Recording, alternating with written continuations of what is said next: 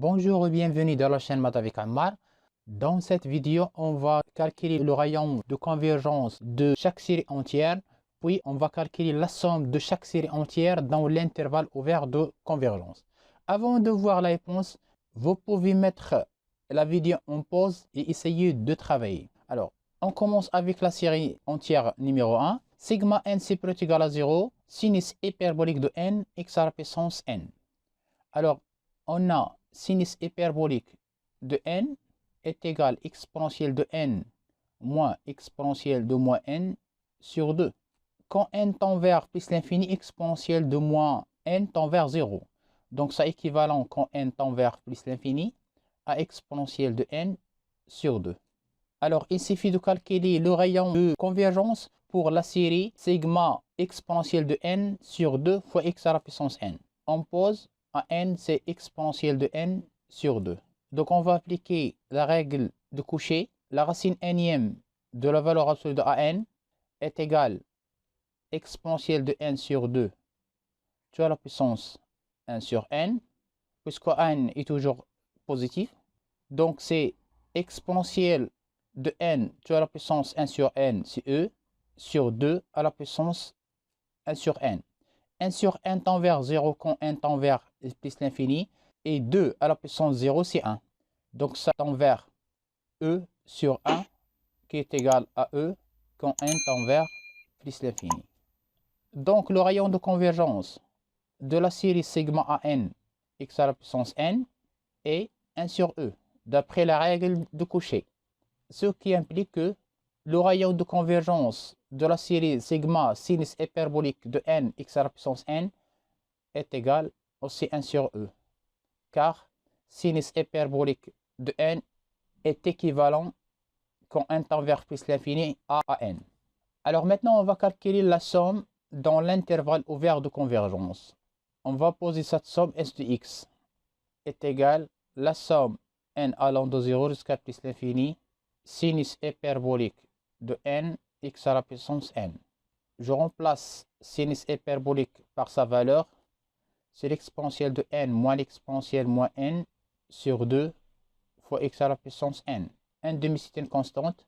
On fait sortir 1 demi et je développe.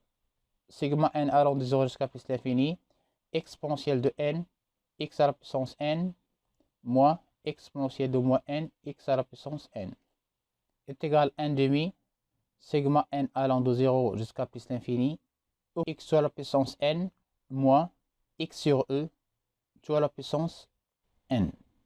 Ex à la puissance n, c'est une suite géométrique. Donc, on doit vérifier que la raison comprise strictement entre moins 1 et 1. Et de même pour x sur e, à la puissance n. On a x compris strictement entre moins 1 sur e et 1 sur e. Alors, je vais multiplier par e fois x compris strictement entre moins 1 et 1. Et je divise x par e, x sur e, compris strictement entre 1 sur e fois 1 sur e, c'est 1 sur e au carré, moins 1 sur e au carré. 1 sur e au carré est inférieur strictement à 1, et moins 1 sur e au carré, c'est inférieur strictement à moins 1. Donc, les deux séries géométriques, sigma ex à la puissance n et sigma x sur e à la puissance n convergent. Et sigma x sur e convergent. Donc, ça implique que s de x est égal, donc on peut séparer les sommes, 1 demi facteur sigma n allant de 0 jusqu'à plus l'infini, ex à la puissance n, moins sigma n allant de 0 jusqu'à plus l'infini, x sur e à la puissance n.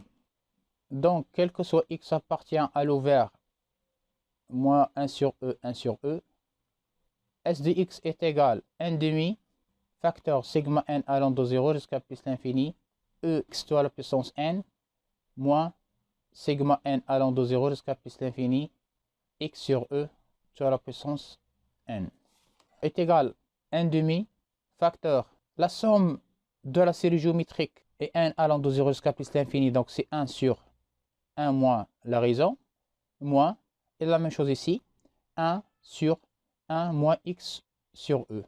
Donc c'est 1 demi facteur 1 sur 1 moins EX moins, donc l'inverse de E moins X sur E, donc c'est E sur E moins X. Donc ça c'est la somme S de X, quel que soit X appartient à l'ouvert moins 1 sur E, 1 sur E. Pour la série entière numéro 2, on calcule d'abord le rayon de convergence. On pose AN est égal à N au carré. AN, c'est l'image de N par une fonction polynôme. Donc, on peut déduire que le rayon directement est égal à 1. Pour tout N supérieur ou égal à 1, on a. Mais avec la règle d'Alembert, on peut calculer le rayon de convergence. La valeur sur AN plus 1 sur AN est égal à N plus 1 tout au carré. AN est positif sur N au carré est égal à N plus 1 sur N tout au carré. N plus 1 sur N tend vers 1. Donc ça tend vers 1 quand N tend vers plus l'infini. Ce qui implique que le rayon de convergence si 1 sur 1 est égal à 1. Calculons maintenant la somme de cette série entière. Soit x appartient à l'intervalle ouvert moins à 1. On note la somme de cette série si S de x est égale sigma n allant de 0 jusqu'à plus l'infini n au carré x à la puissance n. Lorsque n est égal à 0, 0 fois x à la puissance n, c'est 0. Donc la somme va démarrer de 1 jusqu'à plus l'infini. C'est n fois n. Et x à la puissance n, c'est x à la puissance n moins 1. Et je fais sortir x, puisque x ne dépend pas de n. Donc ça c'est x, sigma n allant de 1 jusqu'à plus l'infini. Nx à la puissance n moins 1, autre que la dérivée de x à la puissance n, est égal à x facteur sigma n allant de 1 jusqu'à plus l'infini. N, c'est une constante.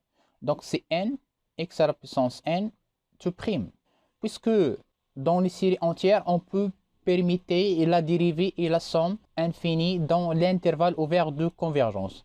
Donc ça c'est x, facteur de la dérivée de sigma. Nous avons ici prime et n démarre de 1. Donc maintenant la somme va démarrer de 0 lorsqu'on permet la dérivée et la somme. Donc on doit ajouter la valeur de n est égale à 0.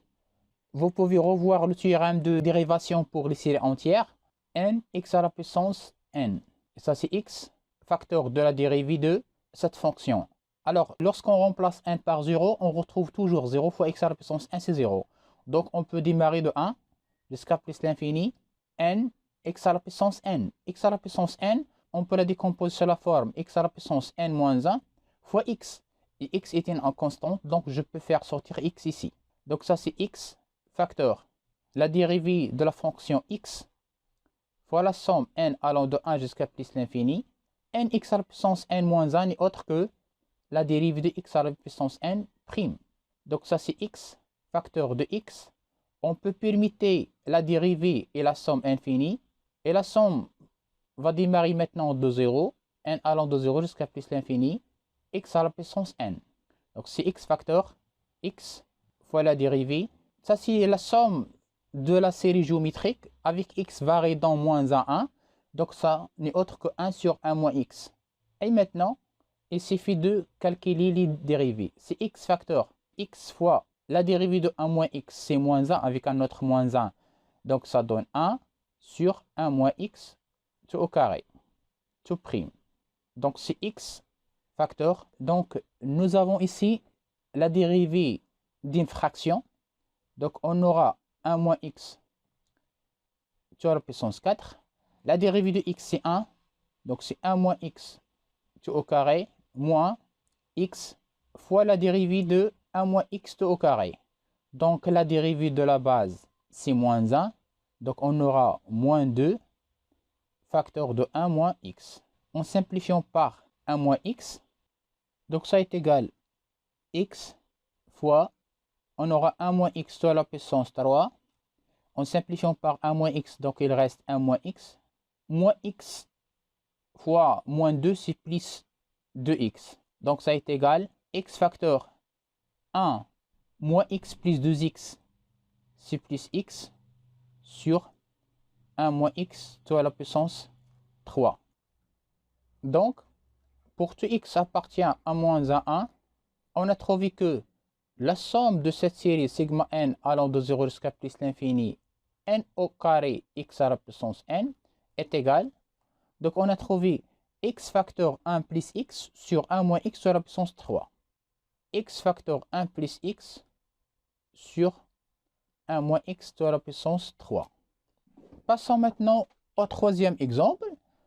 Alors, nous avons la série sigma n supérieur ou égal à 1 à n x à la puissance n, avec an est égal à 1 sur n facteur 1 plus 3, si n c'est un multiple de 3 et non nul, et 0 sinon.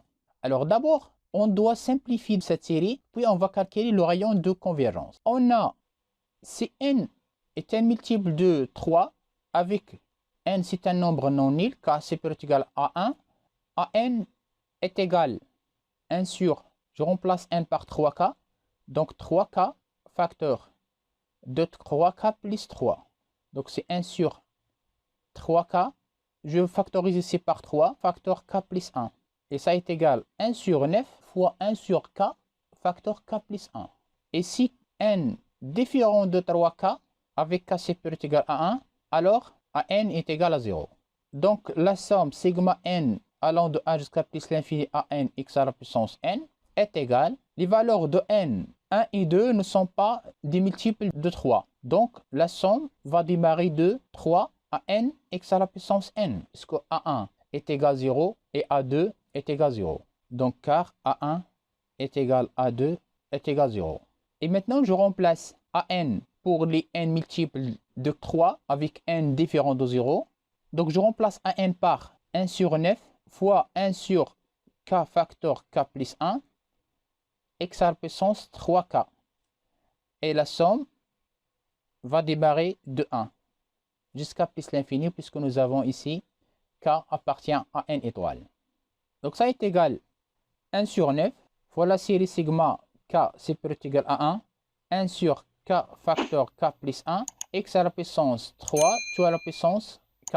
Posons t est égal à x à la puissance 3 et bk c'est 1 sur k facteur k plus 1.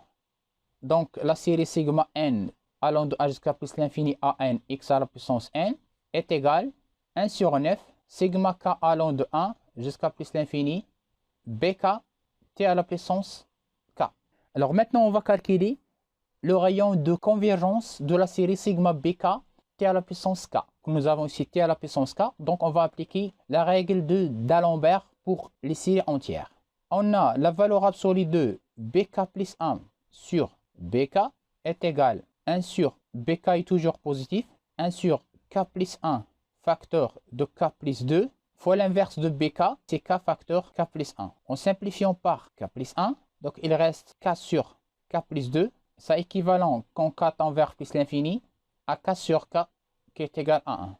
Donc le rayon de convergence de la série sigma bk t à la puissance k est 1 sur 1 qui est égal à 1. Donc c'est t compris strictement entre moins 1 et 1. T c'est x à la puissance 3. C'est-à-dire que x à la puissance 3 compris entre moins 1 et 1. Et ça équivalent à dire que x compris strictement entre moins 1 et 1. La série sigma bk t à la puissance k converge absolument. Et puisque si cette série converge absolument, alors la série sigma an x à la puissance n aussi converge absolument. Et ça implique que sigma an x à la puissance n converge absolument. Si la valeur absolue de t supérieure strictement à 1, et ça équivalent à dire que la valeur absolue de x à la puissance 3 supérieure strictement à 1, et ça équivalent à dire que la valeur absolue de x supérieure strictement à 1. On a la série sigma bk t à la puissance k diverge grossièrement. Et ça implique que sigma an x à la puissance n aussi diverge grossièrement. Puisque cette série fois 1 sur 9, ça donne la série sigma an x à la puissance n. Donc lorsque x compris strictement entre moins 1 et 1, on a la série sigma an x à la puissance n converge absolument. Et si la valeur absolue de x supérieure strictement à 1, on a la série sigma an x à la puissance n diverge grossièrement.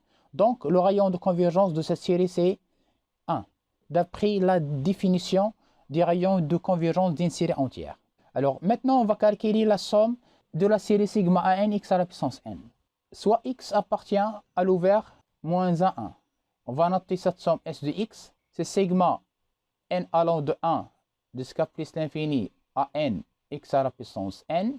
On a démontré que ça est égal à 1 sur 9 sigma bk t à la puissance k. c'est 1 sur 9, sigma k allant de 1 jusqu'à plus l'infini. Bk, c'est 1 sur k facteur k plus 1, t à la puissance k. Avec t, c'est x à la puissance 3. Et ça est égal 1 sur 9, sigma k allant de 1 jusqu'à plus l'infini, ainsi que 1 sur k facteur 1 sur k plus 1, c'est 1 sur k moins 1 sur k plus 1, facteur de t à la puissance k. C'est 1 sur 9, facteur la somme sigma k allant de 1 jusqu'à plus l'infini, t à la puissance k sur k moins t à la puissance k sur k plus 1. 1 sur k, c'est une fraction en k et 1 sur k plus 1, c'est une fraction en k. Donc, les deux séries convergent absolument sur l'ouvert moins 1, 1. Or, sigma t à la puissance k sur k et sigma t à la puissance k sur k plus 1 convergent absolument sur l'ouvert moins 1, 1. On sait que x compris strictement entre moins 1, 1 équivalent à t compris strictement entre moins 1, 1. Alors, s de x est égal à 1 sur 9 facteur. Donc, je peux séparer les sommes. Facteur de sigma k allant de 1 jusqu'à plus l'infini, t à la puissance k sur k, moins sigma k allant de 1 jusqu'à plus l'infini, t à la puissance k sur k plus 1. On a quel que soit x appartient à l'ouvert moins 1, 1, t appartient à l'ouvert moins 1, 1, puisque t c'est x à la puissance 3.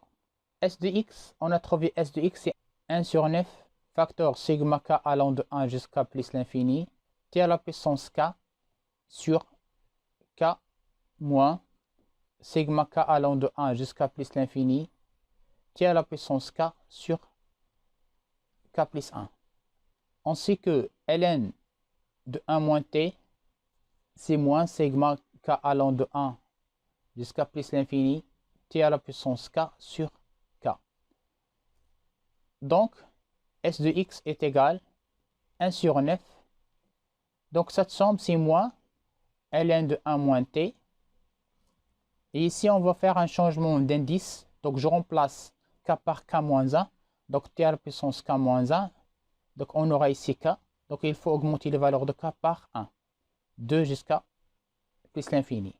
Pour faire sortir t à la puissance moins 1, il faut que t est différent de 0. Donc, c'est pour cela qu'on doit distinguer les cas. On sait que s de x, c'est sigma n allant de 1 jusqu'à plus l'infini à n x à la puissance n. N démarre de 1. Donc, le terme constant ici, c'est 0. Donc, ça implique que s de 0 est égal à 0. Si x différent de 0 et ça équivalent à t différent de 0, s de x est égal à 1 sur 9 facteur de moins ln de 1 moins t moins, donc on fait sortir t à la puissance moins 1, c'est 1 sur t. Il reste la somme k allant de 2 jusqu'à plus l'infini, t à la puissance k sur k. Donc c'est 1 sur 9 facteur de moins ln de 1 moins t, moins 1 sur t, facteur. Cette somme, c'est moins ln de 1 moins t, et il manque la valeur de k est égale à 1.